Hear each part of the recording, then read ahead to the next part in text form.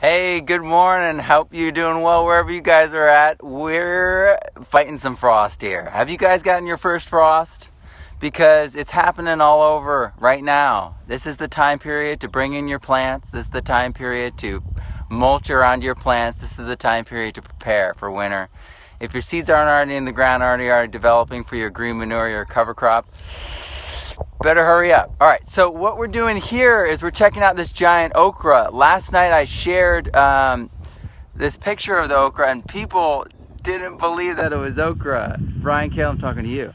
So check this out. Here we go. So the frost hit, and though it looks a little sorry, you can quickly see that it's taller. I'm walking up. This is. Oh, there we go. See, that's as far as I can reach. It's about that tall. I would say that's about 8 feet tall. And these are huge. Have you guys seen this before? Let's get down here and check out this. These are bowling red okra.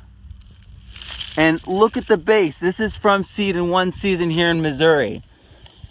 And this is what's so incredible. Where I lived in Central California, these plants would not get this big. No way, no way. So if you're in a region that is good for growing okra, you might want to check out some of these because they're just going to get huge. We can come back here and we can check out, oh, check this out. Huge. What variety is this? All right, so this is Grandma Edna's Cherokee Long Pod. See that? Man. So these are, the branches are still green, the pods are still green. You can see the frost damage here on this one. Let's see what it looks like when these are ready to save seed. How many of you guys have saved okra seed before? Look at this. These are trees. These are trees grown from seed. This is so much higher than I can reach. Okay, so I'm right here on this.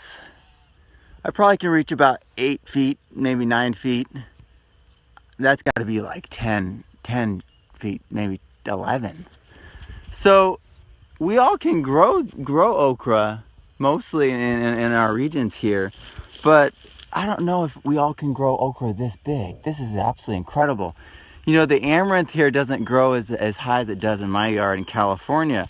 So it all really depends. And so that's why it's so critical to trial all these things where you're at, because you might find something truly unique. So let's open one of these pods up. So how you know it's ready is it sends out these stripes. Here, let me get it to focus. There we go, focus. So it sends out these stripes. It's actually a split. But these stripes alert you to what's going on. And inside there's these rows, these towers of seed, and they just fall right out. You see that, guy? There's just tons. There's probably 50 to 60 seeds. There's like a couple packs in each one here.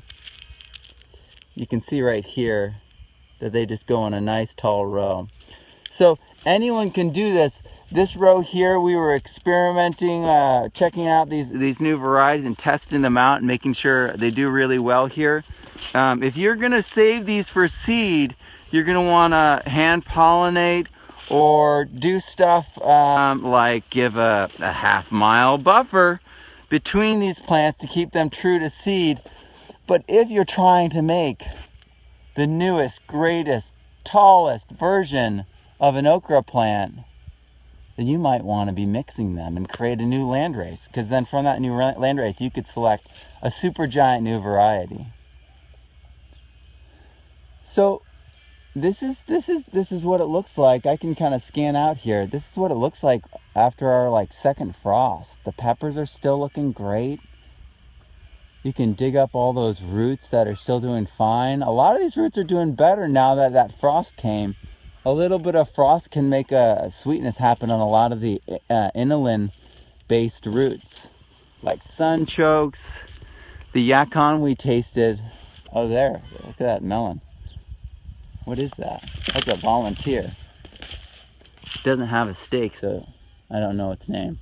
And I'm not going to guess, because there's too much variety here. That's why we got these stakes. So otherwise we wouldn't even know. Here, let me pan out here. so you guys can see how truly tall this section is. So these are grown from seed. And I think one of the most incredible things about growing from seed when you get these giant plants, I think one of the most incredible things when you grow from seed when you get these giant plants is the seed's so tiny. Especially when you're working with kids. I used to work with kids in public schools and stuff, and I have 2 boys. So when they take that little seed and they plant that seed and they get so much food and this giant plant, all this biomass, they make compost with and more food with, it changes our perception about what is possible. Because, with seeds, almost everything is possible. All life, starts with seed here on earth. And there's this incredible thing that happens when we work with seed. And I hope that you are all working with seed this year and preparing to work with seed this spring. So have a wonderful morning, and I'll hopefully see you guys tomorrow and the day after. Take it easy.